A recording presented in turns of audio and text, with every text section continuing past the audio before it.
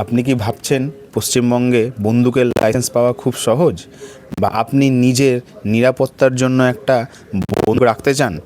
থামুন, এমন 3টে কঠিন স্টেপ আছে যেটা না জানলে আপনার স্বপ্ন স্বপ্নই থেকে যাবে। সবার আগে মনে রাখবেন, ভারতের আর্মস অ্যাক্ট 1959 অনুযায়ী বন্দুকের লাইসেন্স পাওয়া কোনো অধিকার নয়, এটা একটা প্রিভিলেজ। ওয়েস্ট বেঙ্গলে লাইসেন্স পাওয়া মানে আপনাকে প্রমাণ করতে হবে যে আপনার জীবনে গুরুতর বিপদ আছে। 1 নম্বর, অ্যাপ্লিকেশান। প্রথমে আপনাকে ডিস্ট্রিক্ট ম্যাজিস্ট্রেট বা কমিশনার অফ পুলিশ কাছ থেকে একটা ফর্ম তুলে সেটা ফিল আপ করে জমা দিতে হয়। 2 নম্বর, পুলিশ ভেরিফিকেশান। এটা সবচেয়ে গুরুত্বপূর্ণ।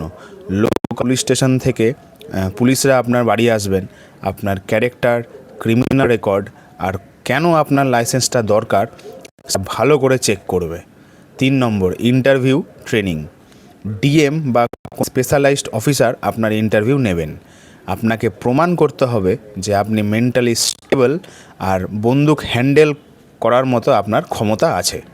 আর হ্যাঁ, যদি ভাবেন যে ডন সেজে বেড়ানোর জন্য আপনি লাইসেন্স পাবেন, তবে ভুল ভাবছেন। লাইসেন্স পাওয়া মানে প্রথম বছরই ওয়েপন হ্যান্ডেলিংয়ের ট্রেনিংও নিতে হয়। আর খুব দরকার না পড়লে পশ্চিমবঙ্গ সরকার কিন্তু বন্দুকের লাইসেন্স দেয় না। তবে আপনি কি আসলেই নিতে চান? নিচে কমেন্টে জানান, আর এই জরুরি তথ্যটা সবার সাথে শেয়ার করুন যাতে কেউ ভুল পথে পা না বাড়ায়। জয় হিন্দ।